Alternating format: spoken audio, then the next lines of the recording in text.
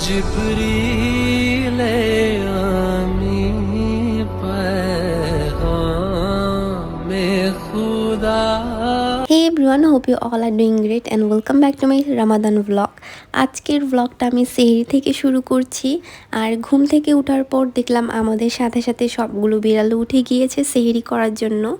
তারপরে আমি এখানে বসলাম আমার খাবার নিয়ে, আর সেহরিতে ছিল আমার পছন্দের দুধ কলা ভাত। তারপরে সেহরি খাওয়ার পর আমি আমার ফজরের নামাজ শেষ করে ঘুমিয়ে পড়লাম।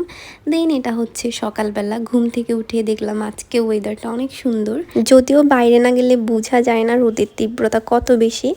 যাই হোক, ঘুম থেকে ওঠার পর প্রথমে আমি আমার বিড়ালদের সাথে একটু সময় কাটাই, এতে করে আমার মাইন্ডটা একটু ফ্রেশ হয়।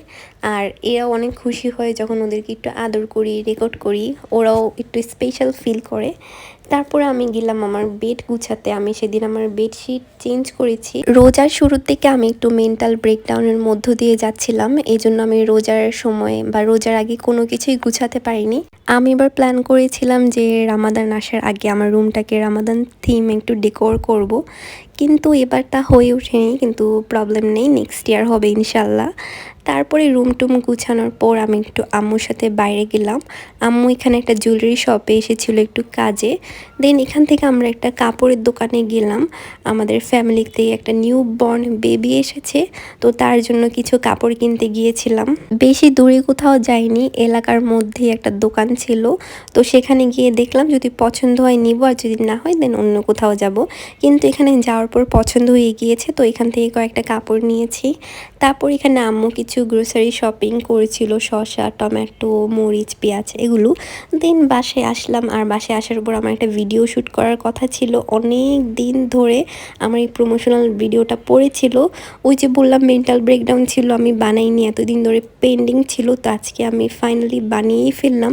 আর আমার মেন্টাল ব্রেকডাউনটা হচ্ছিল আমার ফোন নিয়ে। আমার আগের ফোনটা অনেক ধরনের প্রবলেম দেখা দিয়েছিল, দেন ফাইনালি আমি ওটা সেল করে নতুন একটা ফোন কিনতে পেরেছি। তারপরে কিচেনে গেলাম, যাওয়ার পরে দেখলাম যে অনেক মজাদার, মানে দেখতে মজাদার, তখন তো রোজা ছিলাম, টেস্ট করে আর বোঝা যাচ্ছিল মজাদার কিনা। দেখতে মনে হচ্ছিল অনেক ইয়াম্মি একটা চিকেন কারি রান্না করেছিল। ইফতারের পর এটা ট্রাই করেছিলাম এন্ড খেতেও অনেক মজা হয়েছিল। তারপর এখানে আমি গেলাম আমার ইফতার প্রিপেয়ার করতে। আমি যেহেতু এবার একটা চ্যালেঞ্জ নিয়েছি যে 30 ডেজ 30 ইফতার রেসিপিস দিব, তার মধ্যে 3 দিন মিসও গিয়েছে, তো আজকে আমার বানাতেই হবে। তো আমি এখানে গেলাম স্যান্ডউইচ বানাতে, সবচেয়ে সহজে যেটা বানানো যায় সেটা। তো আমি এখানে এটা রেসিপি আমি অলরেডি আপলোড করে দিয়েছি, দেখে নিন। এটা বানানো খুবই সিম্পল, একদম ঝটপট বানিয়ে ফেলা যায়। তারপরে ইফতারের সময় হয়ে গিয়েছে, তো সব ইফতার নিয়ে বসেছি।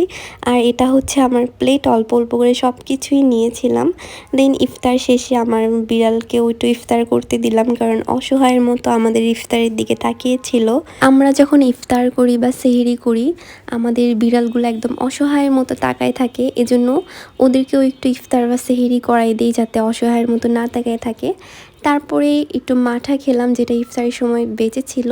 আর সেদিন আমার খুব ক্লান্ত লাগছিল, আমি চা বানানোর একদমই আমার এনার্জি ছিল না, এই জন্য আমি একদম সহজ পদ্ধতিতে একটু কফি বানিয়ে ফেললাম। কিন্তু ইফতারের পর কফি খেতে ওইরকম একটা মজা লাগে না যতটা মজা চা খেতে লাগে, কিন্তু কিছু করার ছিল না। এরপরে কিছুক্ষণ শুয়েছিলাম অ্যান্ড আর কিছুই রেকর্ড করিনি। So that's it for today.